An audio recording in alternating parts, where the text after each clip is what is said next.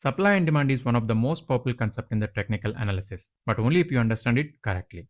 It is not about drawing every zone you see. It is about identifying where large buying or selling pressure entered the market and learning how to use those areas to make better trading decisions.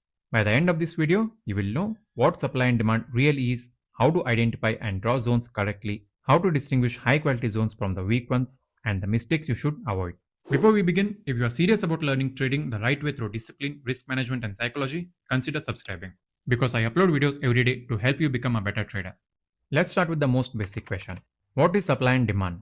A supply is a price level where selling pressure was so aggressive that it completely crushed the buying pressure, causing the price to drop. Likewise, a demand is a price level where buying pressure was aggressive that it completely crushed the selling pressure, causing the price to rally. Now you might be wondering, why does the price barely pauses before rallying up or dropping down? The reason is simple.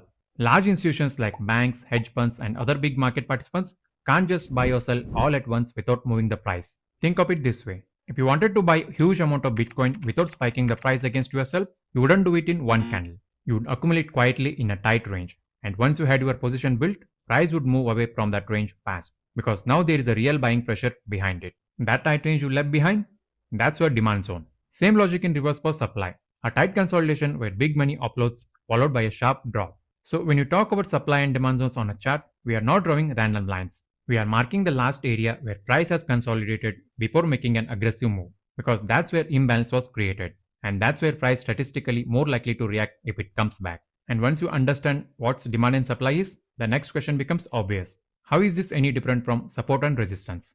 At first glance, they might look similar, because both identify areas where price can react, but they are not the same. Support and resistance is built on a price memory. It's a horizontal line drawn at a level where price has touched it multiple times. It is based on the price level, not on what actually happened at that level. But supply and demand is built on order flow. Instead of a single line, it's a zone, an area where real imbalance occurred, where buying or selling pressure entered and pushed the price aggressively. Here is a simple way to think about the difference. Support and resistance ask, has price reacted here before? Supply and demand ask, did real buying or selling pressure originated here? Now comes the most important question. How do we actually identify a supply and demand zone? This is very simple. Every valid supply and demand zone has two key components, a base and a strong impulsive move.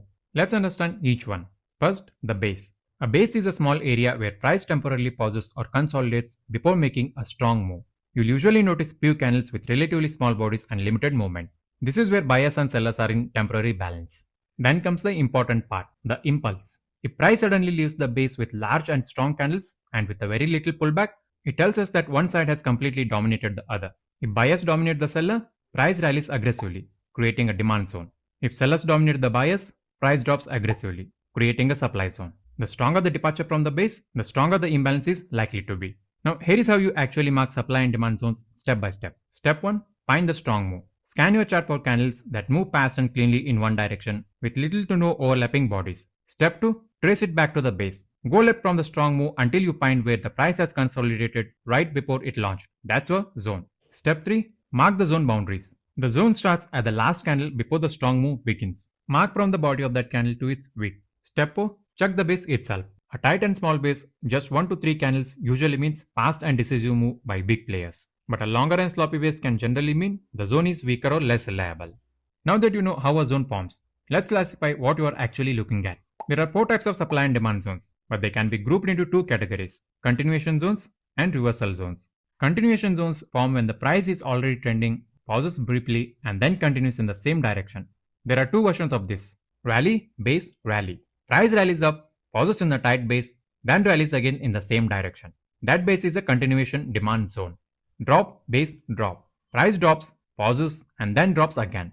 That base is a continuation supply zone. These don't tell you the trend is still intact. Big players are adding to their position, not exiting.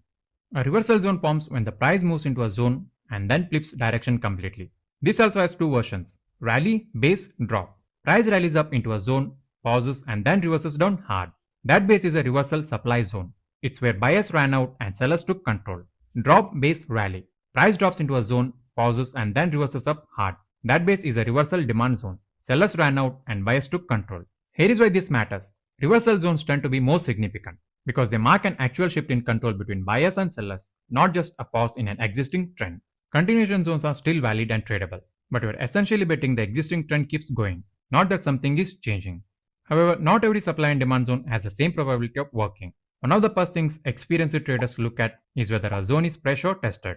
So what's the difference? A fresh zone is a zone that price has never revisited since it was created. Imagine price forms a demand zone and rallies strongly. If it has never returned to that zone, it is considered fresh. A tested zone is the one that price has already revisited at least once after it was created. So why does it matter? As we know, supply and demand zones exist because of an imbalance between buyers and sellers. When price returns to that zone, some of those remaining buy or sell orders may get filled. As the zone gets tested again and again, more of those orders may be absorbed. This means the imbalance that caused original move can be weaker over time. That's why in general, the first retest of a fresh zone tends to have higher probability than the third or fourth retest. So far you know how zones form, how to classify them, and how to tell fresh from tested zone. But here is the truth. Just because a zone is valid, it doesn't mean it's worth trading. Some zones produce massive reversals, while others fail almost immediately. So how do you tell the difference? Here are the important characteristics that I look for before considering supply and demand trade. First, strong departure. A high quality zone should have strong aggressive departure with a large candles and very little hesitation. Because a strong move suggests there was a significant imbalance between buyers and sellers. But if price leaves the zone slowly with small candles and lots of back and forth movement, the imbalance probably wasn't that strong. Second, small and clean base. A good base is usually compact with only few candles. If price spends too much time moving sideways before leaving, it may indicate that buyers or sellers are relatively balanced. In general, a small clean base is preferable over a long and messy consolidation. Third, fresh zone.